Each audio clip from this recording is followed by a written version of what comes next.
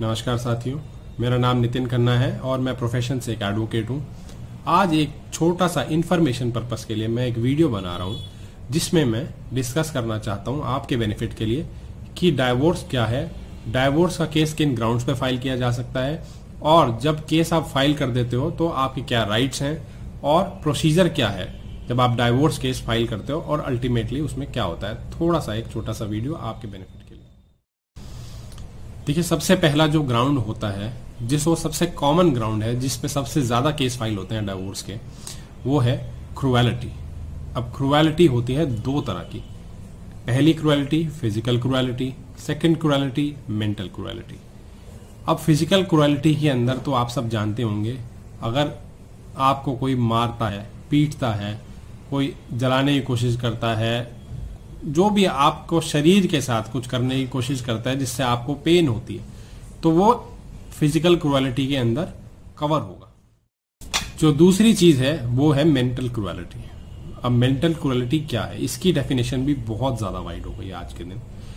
Mental cruelty ये होती है कि आपको मानसिक प्रताड़ना देना, मानसिक प्रताड़ना इतनी दे देना कि एक रीजनेबल इंसान एक्सपेक्ट नहीं कर सकता कि वो अपने ऑपोजिट सामने वाले के साथ रह सके, जो उसका हस्बैंड है या वाइफ है उसके साथ रह सके, एक रीजनेबल आदमी ना रह सके।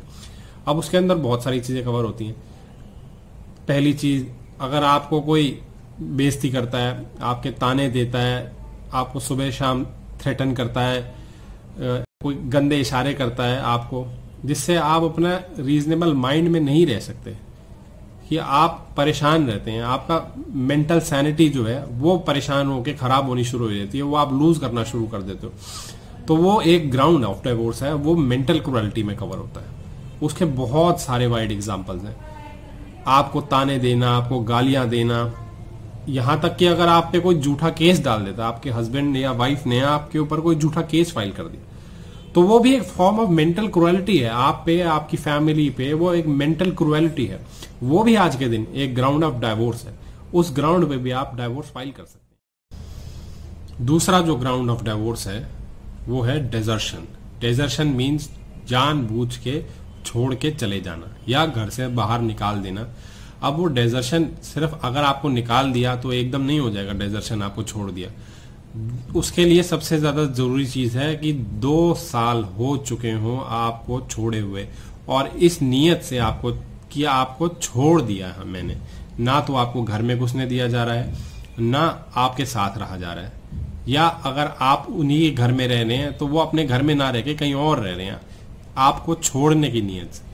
तो 2 साल हो जाने के बाद वो एक ग्राउंड ऑफ डाइवोर्स हो जाता है, वो डेजर्शन। बाकी जो ग्राउंड्स हैं वो और बहुत सारे ग्राउंड्स हैं जिन पे आप डाइवोर्स सीख कर सकते हैं। जैसे कि कोई हिंदू है, उन्होंने मैरिज के बाद अपना धर्म कन्वर्ट कर लिया है, रिलीजन चेंज कर लिया, तो वो एक ग्राउंड ऑफ डाइवोर्स है। और ग्राउंड ये है कि अगर आपके स्पाउस में मेंटल इंसैनिटी आ गई है जो कि इनक्योरेबल है, वो ठीक नहीं हो सकती और एक रीजनेबल आदमी दूसरे से एक्सपेक्ट नहीं कर सकता कि ये साथ में रहे, तो वो भी एक ग्राउंड ऑफ डाइवोर्स। और जो ग्राउंड्स हैं वो ये हैं कि जैसे किसी को इनक्योरेबल फॉर्म ऑफ लेप्रोसी हो जाती है, या किसी को वनरेबल कम्युनिकेबल डिजीज हो जाती है, या कोई अपना रिलीजियस पर्पस के लिए संन्यास ले लेता है, या 7 साल से ज्यादा उस इंसान का स्पाउस के बारे में सुना नहीं गया, पता भी नहीं है कहाँ पे है, तो वो भी एक ग्राउंड ऑफ डाइवोर्स है। देखिए, ये कुछ ग्राउंड्स हैं जिन पे आप डाइवोर्स ले सकते हो। ये हमारा जो कानून है, हिंदू मैरिज एक्ट, वो प्रोवाइड करता है। ये ग्राउंड्स डाइवोर्स के हैं। इनके अलावा भी और ग्राउंड्स हैं, लेकिन इस वीडियो के लिए इतने ही मैं डिस्कस कर रहा हूँ, इनसे ज्यादा मैं डिस्कस नहीं कर रहा। अब हम डिस्कस करेंगे कि आप डाइवोर्स कैसे ले सकते हैं, प्रोसीजर क्या है। देखिए, डाइवोर्स जो फाइल होता है वो फाइल होता है उस कोर्ट की जुरिस्डिक्शन में जहां पे आपकी शादी हुई हो, या जहां पे आप रहे हो, मैट्रिमोनियल होम हो, या जहां पे आपकी ऑपोजिट पार्टी जिस पे आप केस डालेंगे वो रह रहे हो, तो वो हमारा जुरिस्डिक्शन बनता है कि उसकी नियरेस्ट कोर्ट में जहां पे जुरिस्डिक्शन आ रही हो वहीं पे हम डाइवोर्स की पिटीशन फाइल करते हैं। अब कोर्ट का प्रोसीजर मैं आपको बताऊं। जब आप पिटीशन फाइल करते हैं कोर्ट के अंदर, तो फर्स्ट डेट पे सबसे पहले हियरिंग होती है कि आपका किन ग्राउंड्स पे आपने डाइवोर्स डाला है। तो फैमिली कोर्ट में केस डलता है डाइवोर्स का। दिल्ली में फैमिली कोर्ट में डलता है। फैमिली कोर्ट्स बना रखी हैं इस पर्पस के लिए, डाइवोर्स पिटीशन फाइल करने के लिए। और जब आप फाइल करते हैं तो जज साहब सुनते हैं आपकी पिटीशन, उन्हें लगता है कि हाँ आपके रीजनेबल ग्राउंड्स हैं डाइवोर्स के, प्राइमा फेसाई, तो फिर वो नोटिस कर देते हैं दूसरी पार्टी को। और वो नोटिस के लिए आपको प्रोसेस फी फाइल करनी होती है, सेट फाइल करने होते हैं, जो भी कोर्ट डायरेक्शन देगी जिस जिस मोड में आपको फाइल करना है वो आपको सारे कंप्लाई करने पड़ेंगे। फिर आपका कोर्ट से जो एलमद होते हैं वो समन बना के दूसरी पार्टी को भेजते हैं। जब उनको रिसीव हो जाते हैं नेक्स्ट डेट पे दूसरी पार्टी को अपेयर होना पड़ता। अगर दूसरी पार्टी अपेयर नहीं होगी और कोर्ट सेटिस्फाइड है कि वो दूसरी पार्टी सामने वाली जानबूझ के अपेयर नहीं हो रही, तो कोर्ट के पास पूरी पावर है कि वो एक्स पार्टी कर दे, उनको बिना सुने ही आपका फैसला सुना सकते हैं। वो कोर्ट की पूरी पावर है आपको खाली सुनकर। और अगर दूसरी पार्टी आती है तो उनको अपॉर्चुनिटी दी जाती है, आप अपना जवाब फाइल करें। आप जवाब फाइल करते हैं जिसे रिजॉइंडर कहते हैं। उसके बाद इश्यूज फ्रेम होते हैं। इश्यूज फ्रेम होने के बाद जिसने केस डाला होता है वो अपनी एविडेंस कराता है। एविडेंस कराएगा, सामने वाली पार्टी क्रॉस एग्जामिनेशन करेगी। उसके बाद आपका जो रिस्पोंडेंट होगा जिस पे आपने केस डाला हुआ, आपका हस्बैंड है, वाइफ है, उसको अपॉर्चुनिटी मिलेगी कि वो अपना एविडेंस लीड कर सके। और जिन जिन को वो एविडेंस में लाना चाहता है वो भी अपना साथ में ले आए। आप क्रॉस एग्जामिनेशन करते हैं एडवोकेट्स। उसके बाद जब ये एविडेंस कंप्लीट हो जाती है तो उसके बाद फाइनल आर्गुमेंट होके कोर्ट जजमेंट देती है। अगर कोर्ट को लगता है कि हाँ आप अपना केस के अंदर प्रूव करने में सक्सीड हो गए तो आपको डाइवोर्स ग्रांट कर देती है कोर्ट। लेकिन अगर कोर्ट को लगता है कि नहीं आप फेल हो गए हैं, आपने एविडेंस में पूरी तरह से ठीक तरह से नहीं दिया, आपने एविडेंस जो कि रीजनेबल नहीं है, कोर्ट को लगता है कि नहीं आप शायद ये आपका केस फेक है या झूठा है, तो फिर वो कोर्ट डिसमिस कर सकती है। या आप कोर्ट को लगता है कि नहीं ये इक्वालिटी में कवर नहीं होती सारी चीजें, तो भी डिसमिस कर सकती है।